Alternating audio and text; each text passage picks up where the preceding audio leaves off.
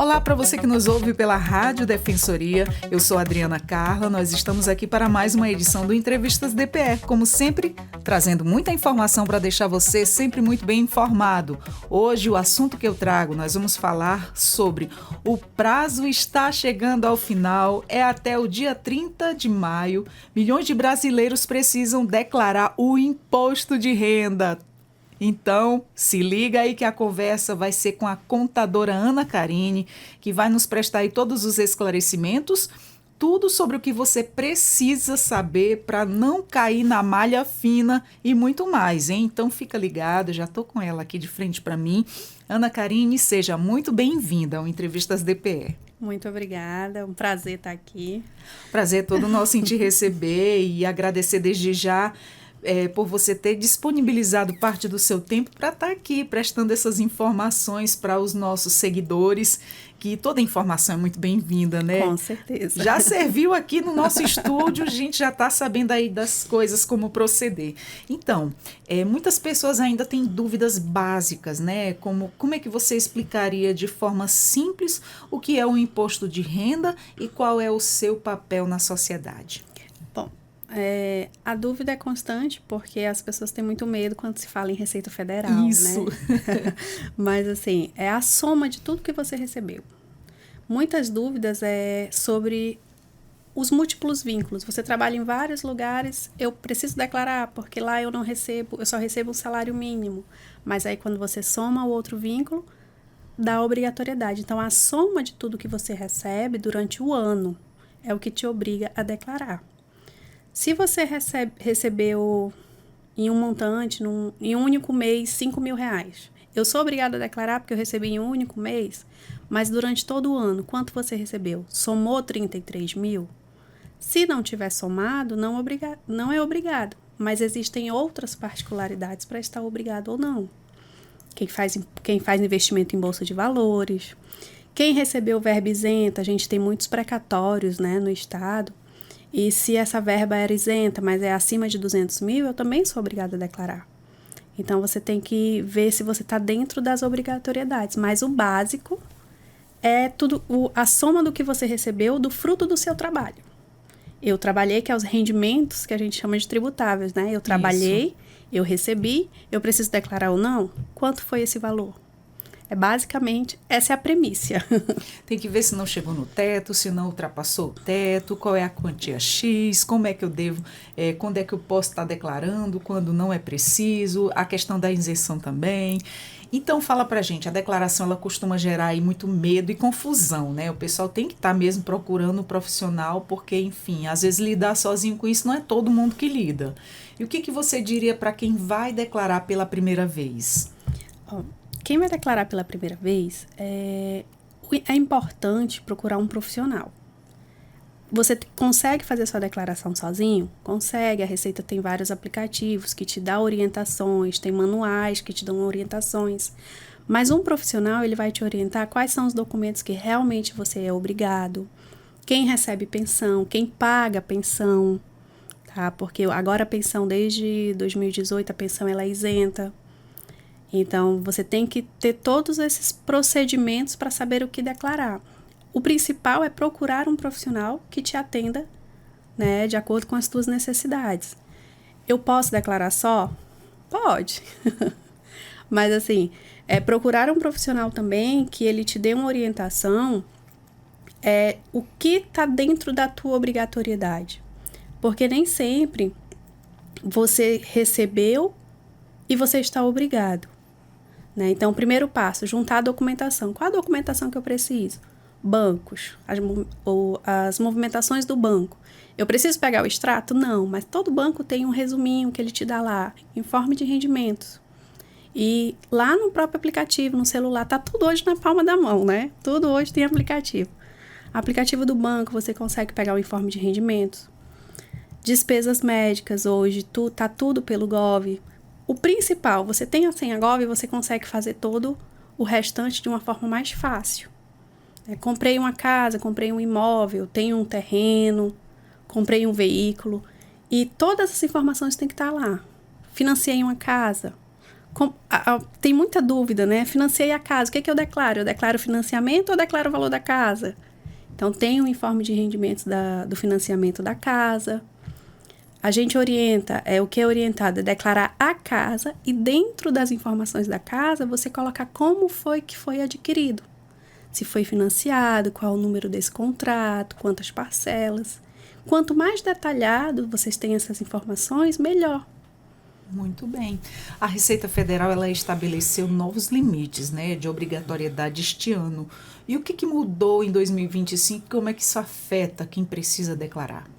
O que mudou? Ano passado, a gente tinha obrigatoriedade quem recebeu até 28 mil. Acima de 28 mil estava obrigado. É uma contagem anual, né? Aí agora esse ano é 33.800. Então, a tua obrigatoriedade está com base nesse acumulado do ano. Então, todo ano tem esse reajuste para quem está obrigado. Então, a principal mudança da Receita é essa. E com esse reajuste, ela muda a tabela do valor que você tem a pagar. Então, assim, tem muita gente que diz, eu quero minha restituição. Mas tu só vai ter restituição se tu pagou imposto de renda durante o ano de 2024. Se eu não paguei imposto, a Receita não vai te devolver o que tu não pagou. Né? Então, tem muita dúvida em relação à restituição com base nisso. Isso. E quando o contribuinte ele opta pela a declaração completa, né? Ele pode reduzir alguns gastos? Quais são esses gastos e até que ponto eles realmente fazem a diferença no valor final aí do imposto? Tá. Quais são as deduções que nós temos? Deduções por dependente. R$2.000 para cada dependente. Isso conta na declaração completa. Deduções com gastos na saúde, plano de saúde, ele é 100%. Se eu recebi, vamos chutar valores redondos, né? Fica mais fácil. Sim. Se eu recebi 100 mil no ano de 2024 e eu tenho 20 mil de despesas médicas, o meu imposto vai ser sobre 80 mil. Porque eu abato os 20 mil que eu recebi. Agora, em relação ao gasto da educação, a educação ela tem um limite. Se eu gastei 10 mil em educação, eu só posso abater da minha base R$3.000. Então, o que mais faz abatimento na declaração completa é as despesas com saúde. Por exemplo, a gente tem um filho que faz uso contínuo daquela medicação, vai tomar por indeterminado tempo, né? E, por exemplo, eu posso declarar também, não é pouco. Né, o gasto grande com medicação, eu tendo ali o comprovante de que eu comprei a receita, de que todo mês eu tenho que estar comprando aquela medicação que não é barata, eu posso estar também... Infelizmente, a compra de medicamento não tem, a não ser que você tenha comprado em uma clínica e tenha feito... E mesmo a clínica se tratando de casos de crianças especiais? Mesmo assim? Tratando. Compra de medicação ainda não entra como isenção. Não entra, né? O que entra se você faz aplicação na clínica. Tem muitos tratamentos que a criança vai na terapia e aí lá fazem aplicações de medicamentos para imunidade. Entendi. Essas medicações que são aplicadas dentro de uma clínica médica, essas são abatidas, porque a clínica emite uma nota fiscal desse procedimento. Entendi. Então, aí tem essa diferença. Eu compro na farmácia, eu não tenho. Eu faço um exame, porque hoje a gente tem farmácias que fazem alguns exames. Esses exames que eu faço na farmácia, infelizmente, eles não têm abatimento. Só os exames que eu faço nas clínicas. Entendi. E no caso das restituições que a gente acabou de falar, né? O que define quem recebe mais cedo e quem recebe mais tarde? Que define idade, né? Então, os idosos, eles recebem no primeiro lote. E a data do envio. Quem vai enviar agora no finalzinho, só vai receber no último lote. Entendi. Né? Outra coisa que define é a forma como você colocou para receber essa restituição. Se você colocou como Pix, recebe mais rápido também. Não vai cair no primeiro ou no segundo lote, porque a gente já está ali nos 45 do segundo tempo, né? Entendi. Mas, assim, o que define é a idade. Se na família tem alguma pessoa com alguma debilidade, né, alguma deficiência, isso também conta. E essa pessoa tem que constar na declaração de imposto de renda. E a data que você faz. Então, o primeiro lote é para essas prioridades. Pessoas com deficiência, os idosos. E quem fez logo no primeiro nos primeiros dias. Quem foi atento mais rápido, né? Não deixou ali para a última hora. E a gente tem a estatística da Receita até o dia 23, que a expectativa é de 46 milhões de declarações. E só foram entregues 30 milhões. Nossa! Então, nós temos... O mal do brasileiro, né? Deixando tudo para a última hora. Nós temos aí 1/3 das declarações que ainda não foram entregues. Nossa! Então, Ana Karine, o que exatamente é a malha fina e quais são as atitudes que podem levar aí a pessoa a cair nela, mesmo sem má fé? Muita gente tem medo da malha fina. Mas assim, a Receita não é aquela boazinha, mas também não é tão vilã assim, né, gente? A Receita, quando você faz a sua declaração, você acompanha o processamento dela e você tem até dia 31 de dezembro, a gente coloca assim, para retificar qualquer alteração. Porque a Receita só vai começar a notificar essas declarações agora de 2025, ela só vai começar a notificar em 2026. Então, a gente tem aí 7, 8 meses para consultar e ver o que está errado e tentar ajustar. O que te leva a cair na malha fina? Não declarar algum valor. Ou declarar, eu paguei de plano de saúde 3 mil, mas eu declarei que eu paguei 5 mil. Dá conflito. Vai cair que a Receita quer o valor que você realmente pagou. Eu já tive casos de a Receita questionar que a pessoa tinha muitos dependentes. Então, ela teve que comprovar que realmente os dependentes eram dependentes. Nossa. Então, muito cuidado com isso, porque muitos avós querem declarar os netos e não tem a guarda. Exato. Né? Quer declarar porque aí eu vou abater, eu vou ter uma redução e aí não tem a guarda. Exato. Isso aí não pode, né? Não pode. Você tem que comprovar tem que ser dependente mesmo, de fato, né? Porque tem netos que moram com os avós. Sim. Mas não detêm a guarda. Então, você não tem a guarda da criança. Você acaba arcando com os custos da criança, mas você não detém a guarda. Então, logo, a dependência perante a Receita Federal e perante a Justiça, ela não é válida. Viu, gente? Como é bom a gente estar bem informado. E os investimentos em ações, criptomoedas, né, e imóveis, tem regras diferentes na hora de declarar? E quais são os cuidados que o contribuinte precisa ter nesses casos? Tá. Tem as regras. Logo quando começou, a gente tem momentos no Brasil que a gente tem um boom de investimento, né? De criptomoeda, que todo mundo só fala nisso. Então, logo que iniciou, todo mundo que fazia investimento era obrigado a declarar. Agora, os investimentos que são obrigados a declarar é aqueles que te deram rendimentos até 40 mil. Então, abaixo disso, eu não sou obrigado a declarar. Mas se eu já vou fazer minha declaração, não custa nada eu já colocar todas as informações.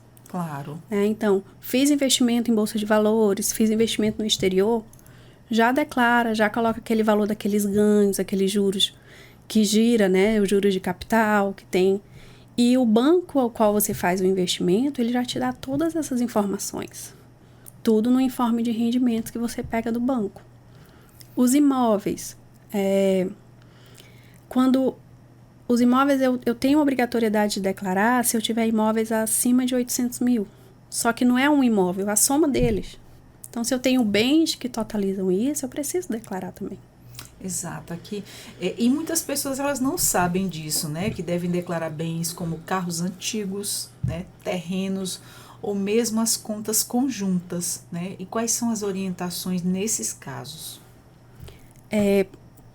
Quando hoje a gente consegue, como eu falei anteriormente, a gente consegue muita coisa no Gov. Então, todos os veículos que estão em seu nome vai constar lá. Então, se a Receita Federal, ela detém as informações que estão no Gov. Então, se lá consta 5 veículos no meu nome e na minha declaração só tem 3 veículos, tem alguma coisa errada. Né? Então, assim, o Gov veio para facilitar muita coisa, mas acaba que ele centraliza todas as nossas informações. Né? Então, assim, conta conjunta. Eu preciso pegar um informe, declaro, coloco na declaração que aquilo é uma conta conjunta. E qual é a pessoa que divide aquela conta comigo? Então, lá na declaração, eu tenho a opção de colocar nas observações o CPF dessa segunda pessoa. Então, declara tudo que você tem, não deixa passar nada. Porque vai ter momentos, hoje a Receita ela fiscaliza muito mais o que está dentro da obrigatoriedade, que são os rendimentos, os bens, os investimentos. Mas cada dia que passa, a tecnologia faz com que a gente tenha essas informações e o funil está diminuindo. Então vai chegar um momento que vai ser tudo muito rápido, essa questão da malha fina, essa questão do processamento. Hoje a gente tem processamento de declaração feita em 24 horas. Então, declaro hoje, às vezes no outro dia eu já tenho o resultado da declaração, se ela está com pendência, se ela não está. Então, cada dia que passa, a tecnologia melhora e a fiscalização aumenta, porque ela vai ser cada vez mais rápido. Exato. E você percebe que as pessoas elas deixam para declarar aí na última hora, né? Quais são os riscos que isso traz e como é que se prepara melhor para evitar esses erros e as correrias, né? Como a gente costuma dizer, o brasileiro sempre deixa as coisas tudo para a última hora.